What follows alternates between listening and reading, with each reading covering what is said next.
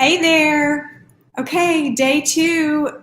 If you are just joining for our temper management challenge, today is day 2 and you picked an awesome day to show up because the information I'm going to give you today is just incredibly valuable for you to know about the behavior that your child is giving you, like a tantrum, a meltdown, trouble in the bathtub, could be a power struggle, picky eater. So much of the behavior that a young child shows to their parents or anybody could be caused by the reason we are going to talk about today.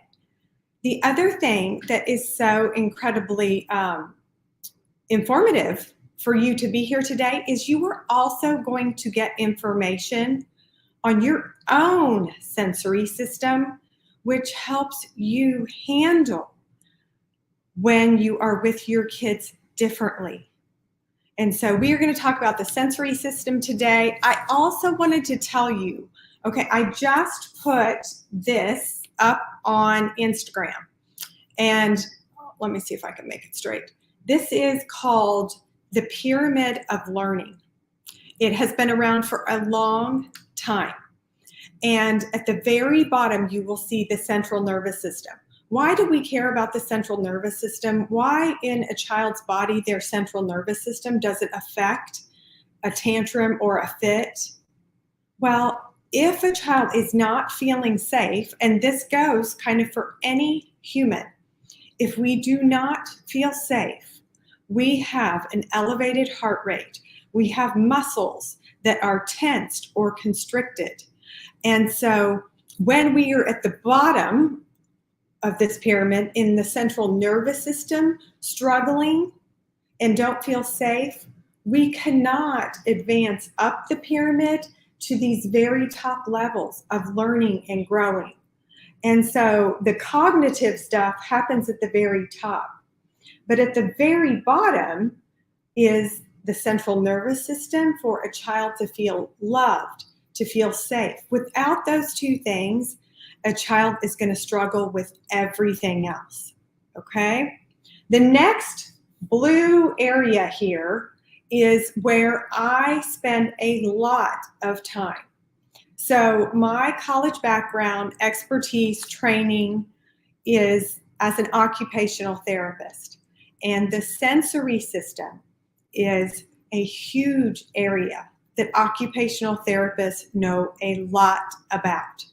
But it's so important because it's also at the bottom of this pyramid. And if you do not have a stable base, the top parts aren't going to happen. And so it's, again, getting and understanding how important it is to support your kids in having them feel safe. Do they feel heard? Do they feel loved? Again, we talked yesterday about how God created each person uniquely. And as a parent, I want to help you parent your child uniquely, their central nervous system, their sensory system, so they're available for all the good stuff that is at the higher levels on this pyramid, okay? The green all the way up to the red. And so that blue area is the sensory system, the senses, how our bodies, kids, adults, every human takes in information from their environment through their senses, through their hearing, through their sight, through smell and taste and touch. There are also 3 other senses that a lot of just normal people have never heard of before. One is called proprioceptive. That is your awareness of where your body is. What is it doing? Where is it in space at the moment? The vestibular system has to deal with movement. If your body is moving and if it's around other things that are moving, how does that affect you? The last sense is the interoceptive sense. This is huge with young kids because it is an internal alarm system. So this is the internal sensations that a person feels that tells it it needs to go to the bathroom. It might throw up, that it is tired, that it is hot or cold. So, or that you're hungry or thirsty. Those are the internal alarm bells that go off inside of a body to, again, alert a person, okay, I need to take a drink. I'm really thirsty here. Or, oh, whoops, I got to run to the restroom. I have to go. So when we understand these things and can, again, with a child's behavior, we're noticing clues they're giving us about what's really going on inside their body, okay? And so the sensory system is how all the information from the outside environment comes into our body. It goes up to our brain. The brain processes it, figures out a way what to do with it. What do I filter out and not do anything with? Or what do I do with that information that I need to keep? And how does that make the arm move, the leg, the mouth, whatever? So our brain is super busy trying to keep track of all this information that's constantly coming at us through our senses, plus all the stuff going on from the sense inside the body of, oh my goodness, and now I'm hungry. And how's the body moving? And where is it in space? So for young kids, remember, in those ages of 3 to 8, and really from birth to age 6-ish, 8-ish, their physical body is growing and developing and changing so rapidly. There's so much going on. And so there can be a lot that is going on with their sensory system. And if their senses feel overloaded, feel overstimulated, this is when you will see all kinds of bad behavior. So that fit or that tantrum, or if your child refuses to get in the bathtub because they don't like to get their hair wet, because they don't like to get their hair washed, because they don't like to put their head back, a lot of times that is an indication that they have a vestibular sensitivity, that movement. Okay? So again, because I have a good understanding of the sensory system, I'm able to very quickly help parents understand. If they give me, they can just tell me, okay, my child's doing this, that, and that. A lot of times I can say, okay, I think there's a sensitivity in this particular sense. Here are some things we can do to help your child deal with this sensitivity in a particular sense, and that directly impacts that child's behavior. So I want to always be giving parents solutions and tools to help a child feel good in their senses, feel good in their nervous system, to feel safe, to feel okay, that they are okay in their body. Because when a child feels nervous system okay, sensory system okay, then they're available for that higher learning, which is listening to their teacher in the classroom, which is engaging with their siblings for a game, or being available for higher level thinking things. But at that base level of nervous system and sensory system, they have to feel calm and okay. And if they don't, that comes out as bad behavior. So it's a clue for parents to say, okay, something's up. I need to get to the bottom of this, okay? So an overloaded sensory system can look like a sudden mood change, a child who shuts down. And I want you to listen in regard to your children, but I also want you to listen for yourself, because each adult also has sensitivities. And so I might, one of them is shutting down. So for me, I am hearing sensitive. So if I go to a really loud event, so my middle child plays volleyball. If I go to a volleyball tournament all weekend and I'm in a big gymnasium with lots of games and whistles and girls cheering and balls smacking and clapping, it taxes, I'm exhausted very quickly because my hearing sense can't filter out some stuff and it struggles. So I have to be aware of that. And it will, like after a few hours, I will shut down. I will have to step outside and kind of reset my nervous system because it is so disturbing and just overloading to my hearing sense. So as I'm going through these examples, and we're going to talk about each sense a little bit, I want you to think about yourself and think, ooh, that's probably me. Because if you have a particular sense that you are sensitive in, this is an area where you can be losing your temper quickly. This could be the place that if you're going to show up as, not very compassionate to your children, it could be in one of the senses that you have a sensitivity in. And so just understanding what those areas are helps you a lot because you're like, okay, this is going to happen. I'm going to be overloaded my own sensory system after a little bit. So what do I need to do to show up well for my kids and also be helping my kids manage their sensory systems? Their sensory systems are changing a lot because of that young age, growing, developing, integrating, trying to work well with all the other things that are growing and developing in those young ages. So parents, they for sure need your help, okay? So becoming hyper, running out of a room, refusing to give a hug to somebody.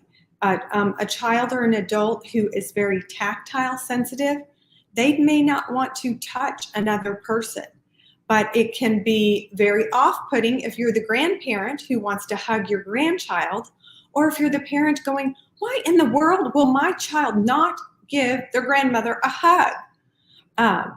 So again, just little things to understand about the sensory system, and parents have so many light bulb moments like, oh, this makes so much more sense now.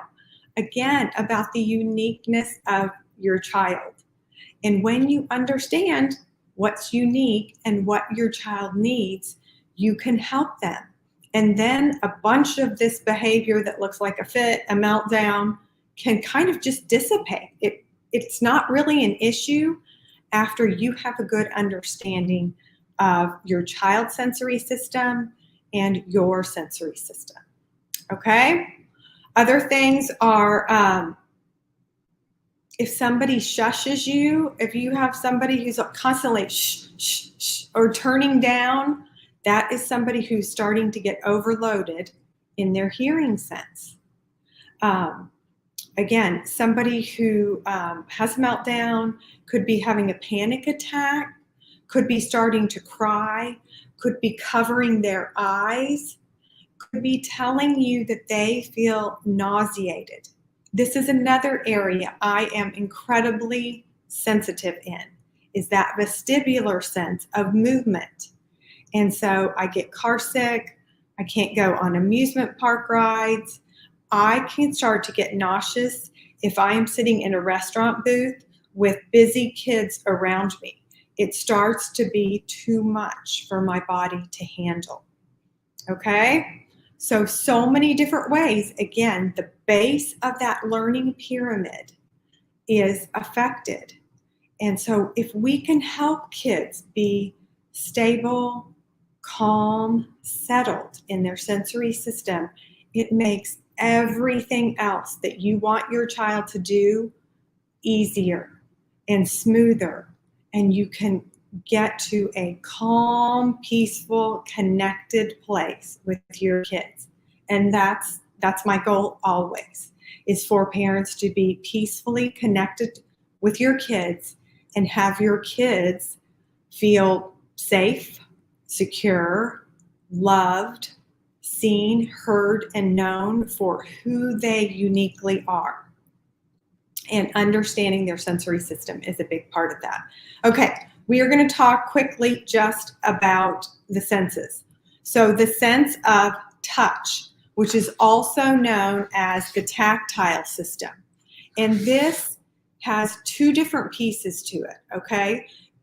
A person's tactile sense tells them if their body is being touched, so, just somebody exerting pressure, but then also it alerts us to if that touch is dangerous. So we have receptors all over our body that are telling us, okay, this is a hot touch. This is dangerous, or this is, too cold. So there's two different ways that our touch or tactile sense discriminates within our body. Another one is our sight or visual system. And when I talk about sight, I'm not talking about the your visual, like when you go to the eye doctor and you have 20/20 vision. That's different than our sight system in the sensory realm of what all the different things that we're seeing in our peripheral vision is included here. And so I know lots of kids that can become very overstimulated if they are in, like an airport has so much to see, or sometimes if you go to a movie, that is the big screen and all this stuff, and there's popcorn around them and there's other people. That can be too much for a young child's visual system. Any type of, gymnasium, soccer tournament outside that's got tons of kids and the sun is shining, that can be very overstimulating for a young child in their visual system. And so again, I just want parents to be aware of what these things can be, because it will help you, again, set your child up so they're not overloaded, so they don't shut down or cry or run away or, have a meltdown. Okay, hearing, we just discussed it. That is when, you have all this noise coming in. My hearing sense, I cannot filter out if I'm in a restaurant and there's background noise coming from a speaker and there's a man sitting at the booth next to me and he's talking loudly, my body does not filter out all the background stuff and just allow me to focus on the conversation that I'm having right in front of me. I hear all of it. And so it's all kind of jumbled up in my brain and it just exhausts me again really quickly. So this could absolutely be your children. This could be you. I coach so many parents who are hearing sensitive, so many moms. We are working all the time to give you strategies to get a break. It might look like going to sit in your car for 10 minutes where it is completely quiet. It might be putting on your headphones for some calming music if you have, a household during the day that is full of noisy, busy kids.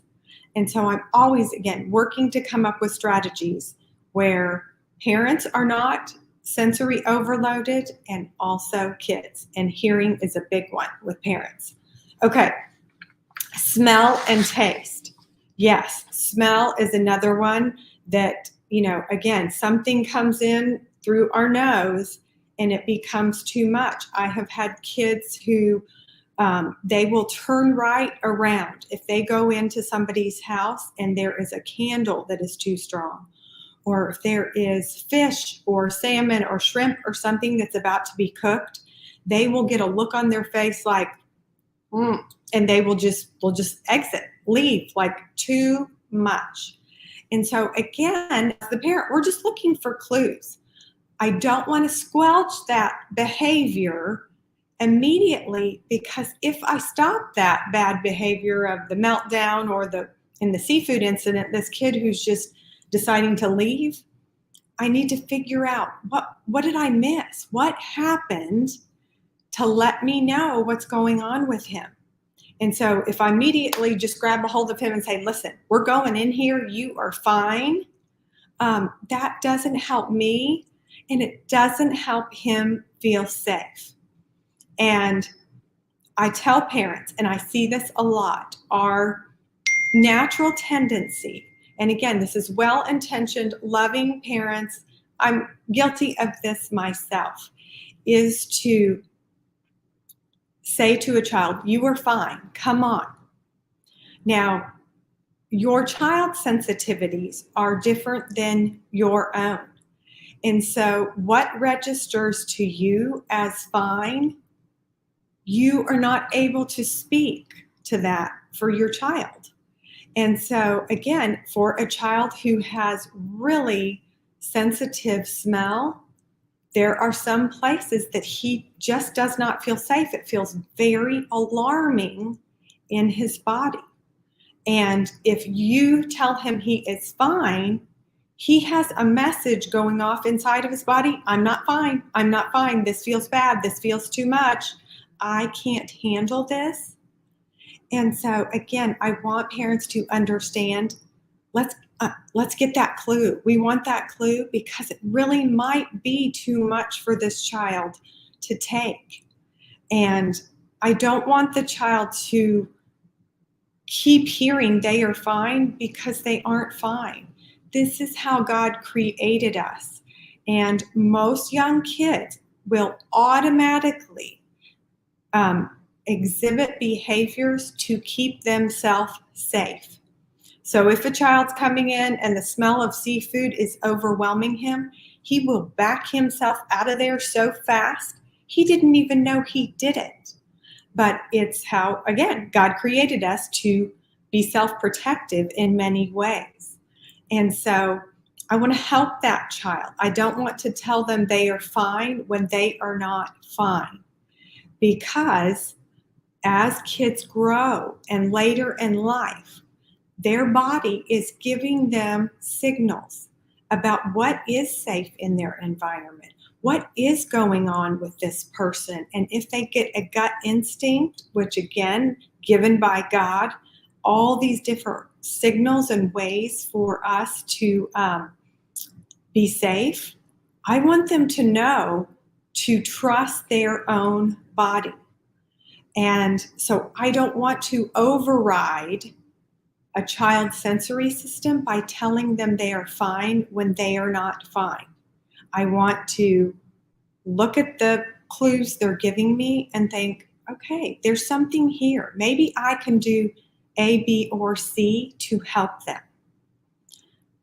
That smell. Okay, taste. Again, taste is another one, and this comes up all the time when I'm helping parents with picky eaters. And, we're going to put lots of stuff on their plate, and some kids will not eat it.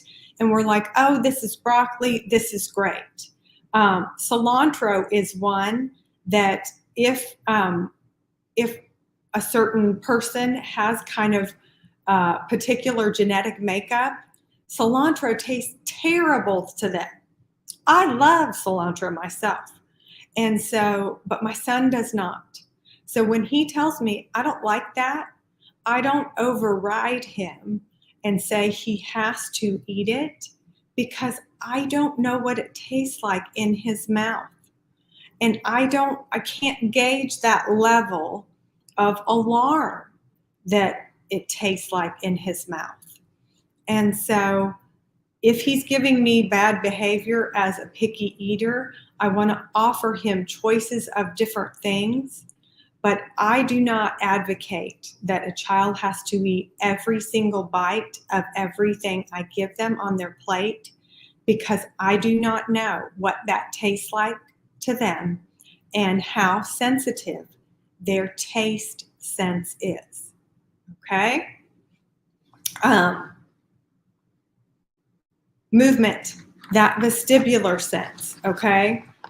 Movement is our balance, and it has to do with accurate information about the direction that our body is moving and how it is with gravity affecting it. And so, again, if you have a child who gets car sick, or you have a child who maybe you take to the playground and you want to put all your kids on the swings to keep them kind of contained, and you're going to push them all, and one of your children is like, no, and does not like that swing, that could be an indication that they have a sensitivity in their vestibular sense.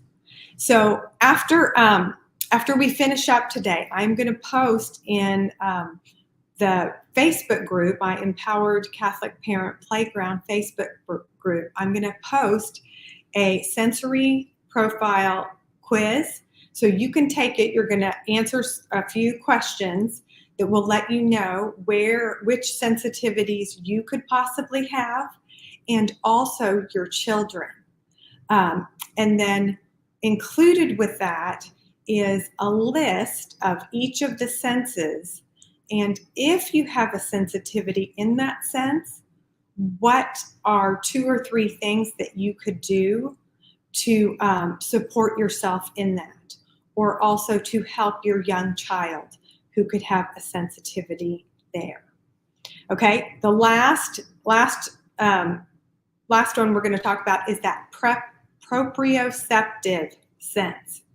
Okay, proprioceptive.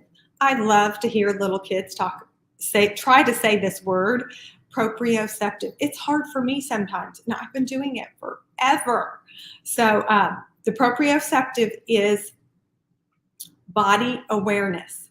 And for a child who has a sensitivity in their proprioceptive sense, they need input to their muscles and ligaments and joints for their nervous system to feel okay. And this is kind of very interesting. And there's certain ways that you can support them. It might be by a tight hug. It might be having them push against the wall, because we're pushing pressure into their joints and ligaments and tendons. So if you have a child who is climbing your walls, or who is bumping into things, this can be a child who has a sensitivity in their proprioceptive sense. And again, there will be questions in the sensory profile that I'll put in the Facebook group, and there will be ways that you will know by reading the worksheet underneath that how to help them, as well as bring me all of your questions in the Facebook group later today. I am so happy to tell you, okay, if you think you have a child who looks like this or is doing this, let's talk about it. And I will tell you, what I think is going on with them in regard to their senses. Because when a child feels safe and secure and understood in their senses, supported, so that their sensory system is calm and they feel A-okay, that's when they're available for learning, listening to their teacher, following the directions that the soccer coach gave them, for playing outside with friends or cousins, or listening to the neighbor, or all the different stuff, which is exactly what we want. And so I want parents to understand that sensory system, because it is super important for everybody, but especially in these young ages. And if parents, you are able to help a child kind of understand their sensory system, it is so good for them as they grow. They just know, okay, I'm hearing sensitive, so I might not want to play the drums, because that would be very overloading again to their system. So it's just such good self-awareness for them. It's really good information for you to know about your children. It's good information so when you do know it, you can do things or not do things. So the meltdowns, the tantrums, the outbursts, they never even happen, because you've already given your child support before, because you know what kind of their sensitivities are. Okay? So that is it for today. But I am all about helping parents figure out what their child is communicating through their behavior. And I have a monthly membership that you can come join, where once a week there's a group coaching call, and each mom or parent can come in and say, okay, this is the deal this week. This is the challenge this week. This is the problem this week. What does it mean? Again, I've been helping parents for over 20 years. And not only do I have the experience piece of helping hundreds of kids, I'm a mom of 3 teenagers, so I can easily relate to all of the things you parents experience it, because I have experienced it too.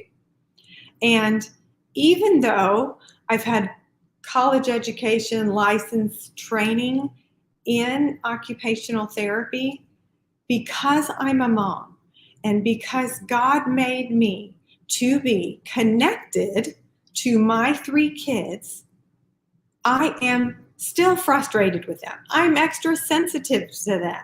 I'm extra annoyed with them. Now, I understand their sensory systems and what's going to overload their sensory systems. They understand mine. And this is, if you have older kids, this is incredibly helpful too, is when you understand each other better. You and your spouse understand what overloads you, then you show up differently. And when your kids also understand you, my kids try to help me out all the time. If they know that I need to go pick something up inside a noisy, crowded space, Catherine might say, Mom, I'll get it. I'll run in and get it. You stay here. It's going to be too noisy. So this is so incredibly important too, because I love to be giving young kids, any age child, ways to be empowered to contribute to their parents. Young kids we are wired to be in community, to help each other, to support each other, to give to each other. And I want kids to feel like they could help their parents. And so when you take this sensory profile, again, this is what it is. You're going to just put some check marks in as far as what behaviors you have. You'll understand more about yourself, and then your family can talk about it. A family meeting. Okay, what's your thing? Are you a tactile person? Everybody knows I'm a hearing person. So that helps. And it also helps to know nobody's perfect. God did not make us perfect. He intentionally made the human model defective. We have these little quirks and natural tendencies and personality and sensory systems that are different. And so that's the adventure of doing this crazy life that God gave us here on earth. And so when we get to heaven, we're going to be perfect and our sensory system's going to be all good. But until then, we can have awareness of ourselves and our children, and we can give support and understanding and grace and in our families together, which is always my goal for, again, just a peaceful, connected relationship between parents and kids. Okay, I will post the information for you guys to print these profiles off, and then let me know in the Facebook group what you are, what your kids are. And again, if you feel like, oh, we've been struggling with this, and I want to know, is it connected to this vestibular sensitivity, or could it be a sight sensitivity? Ask, and I would be so happy to comment there. Okay, we will see you tomorrow for day 3, but actually I'll see you later in the Facebook group. Bye.